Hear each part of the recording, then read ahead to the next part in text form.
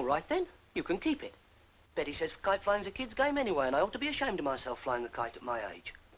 She's quite right.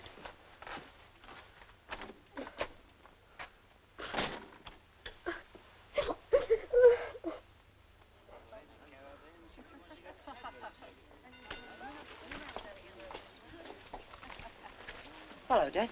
Hello, Herbert. Have a good honeymoon? Oh, fine, thanks. Sorry about the wedding, son. I'd have come all right. See no reason for making more trouble in the world when there's enough already. But you know what your mum is. I know.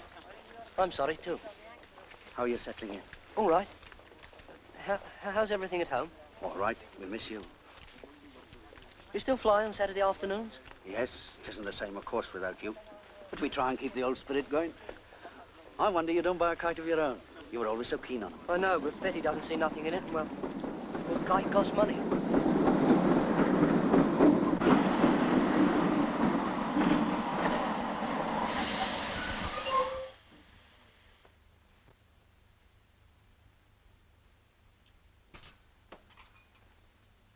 Shan't be long, Betty. Where are you going, Bert? Just for a walk to get some fresh air. You won't be late, will you? I don't want to miss the start of the picture. Okay. I'll have tea ready sharp at 5. All right.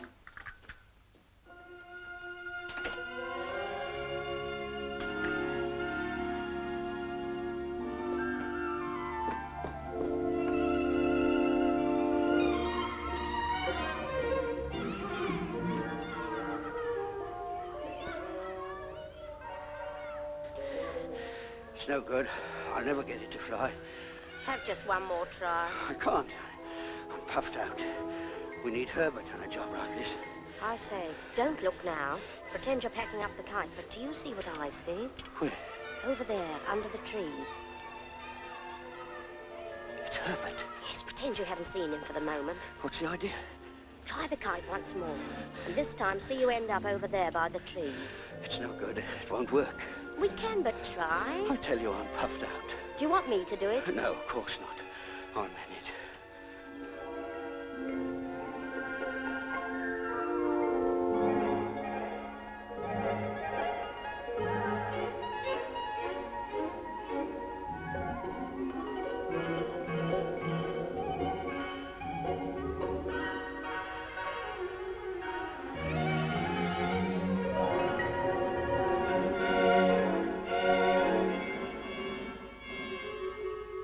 Hello, Dad. So you finished it, eh?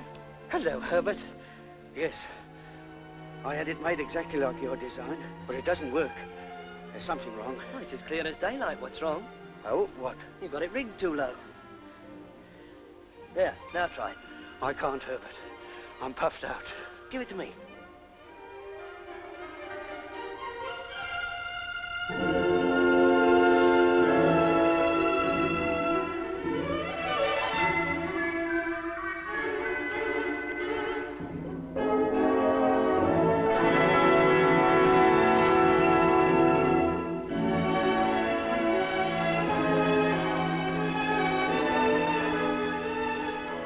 It's up after all.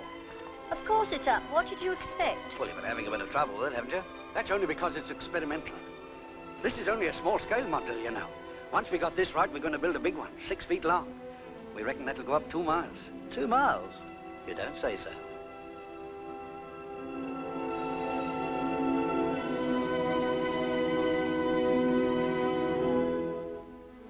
It'll be a huge thing, you know. You won't be able to fly it yourselves. We never thought of flying it ourselves. You'll have to lend a hand, Herbert, at least until it's proved itself. I'll tell you what I'll do.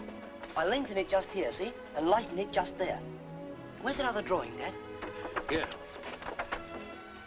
Wait a minute, I'll put the light on. It's getting a bit dark. Hey, what's the time? It's after 7. Hey? Oh, gosh, I can't stop now. I'll come and talk to you about it next week. But Herbert... Sorry, Dad, I'll have to go. Goodbye.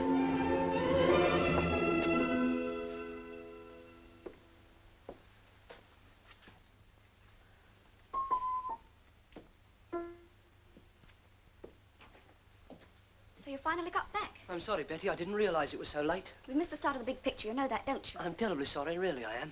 Well, where have you been? No, I just met some fellas and we got talking. What fellows? Oh, just some chaps I know. Why don't you tell me the truth?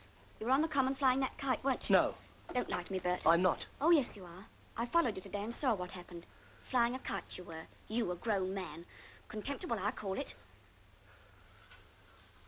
Well, I don't care what you call it. I like it, and if you don't like it, you can lump it. I tell you straight, I won't have it. I'm not going to have you make a fool of yourself. I've flown kites on Saturday afternoons ever since I was a kid, and I'm going on flying them as long as I want to. It's all that mother of yours. You went back there this afternoon, didn't you? Suppose I did. She's just trying to get you away from me, that's all. If you were a man, you'd never speak to her again, not after the way she's treated me. She's my mother, and I've every right to see her just whenever I want to. Oh, Bert, why do we have to quarrel about a silly kite? I didn't want to quarrel. It was just I was so lonely sitting here all that time waiting for you to come in. I'm sorry, Betty. I didn't mean to be late. Honest, I didn't. It won't happen again. Oh, Bert, I do love you so.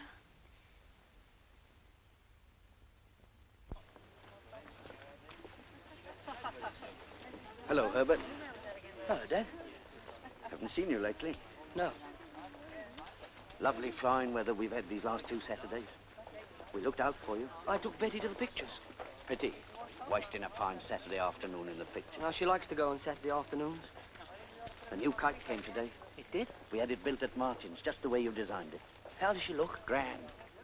Your mum says, of course, we'd like you to come and help us with it. But no one's got a right to come between a man and his wife. And if you're afraid of Betty, kicking up a rumpus, I mean, you better not come. There's a young fellow on the common, Bill Perkins, you know. He's just mad about it. He says he can fly it if anyone can. What does Bill Perkins know about a kite I designed? Well, your mum and I can't manage it alone. We must just take the best help we can get, that's all. You think it over, and if you don't come, we'll understand. Well, what would you like to see? There's Margaret Lockwood at the Palace and John Mills at the Majestic. Look, Betty, couldn't we go to the second show after tea about 6? Why? Well, it's a lovely day. It seems a pity to sit inside in the dark when the sun's shining outside. Why don't you stop lying and tell me the truth? It's that kite, isn't it? Supposing it is. But, Bert, you promised me 3 weeks ago you wouldn't make a fool of yourself with that kid's game again. Yes, I know, but this happens to be a special kite, one I designed myself for Mum and Dad. They've been flying kites for years. Why can't they do it themselves? Because it's too big, till I show them how. And there's more to it than that. It's a new idea. Everybody on the Common's excited about it. If it's successful, I'll patent it and make a lot of money out of it. That's a good one, that is. Make a lot of money out of kites. Look, Betty, why don't you come yourself? It's good fun, really it is. I've told you why. Because I'm not going to have people laughing at me or at you either. Well, I'm going. And if you don't like it, you can lump it. And sit here for hours alone. Well, if you don't want to come, that's your lookout. Well, I'm not coming, and that's flat. Look, Betty, just this once. That's what you say now. Once you start, it'll go on for years. I've had about as much of this as I can stand. Are you married to me or that darn kite? Well, if you don't want to come, you needn't. But you can't stop me going. We'll see about that. Come on, let me by. It's me or that kite, I warn you. Do you want me to give you a sock on the jaw? If you go now, you needn't come back. I'll come back when I choose. I mean it. If you go now, you can go for good. Get out of my way. Oh, leave me alone! Leave me alone!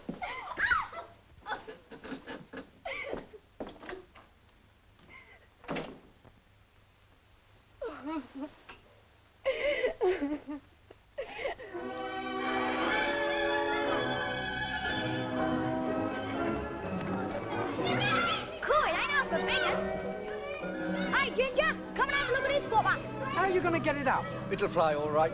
You wait. Well, come on, let's see it. When my son comes, here he is now. My son Herbert designed it.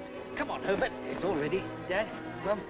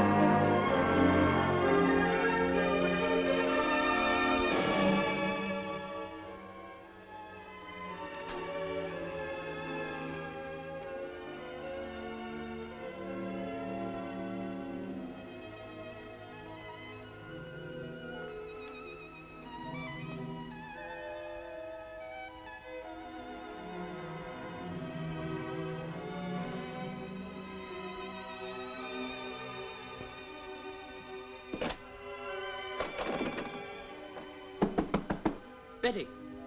Betty, are you in there? Betty!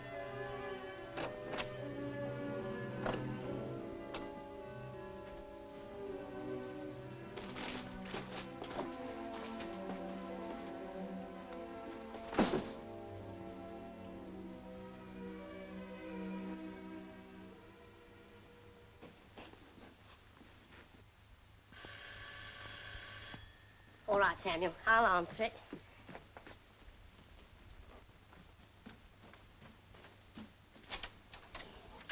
Hello, Herbert.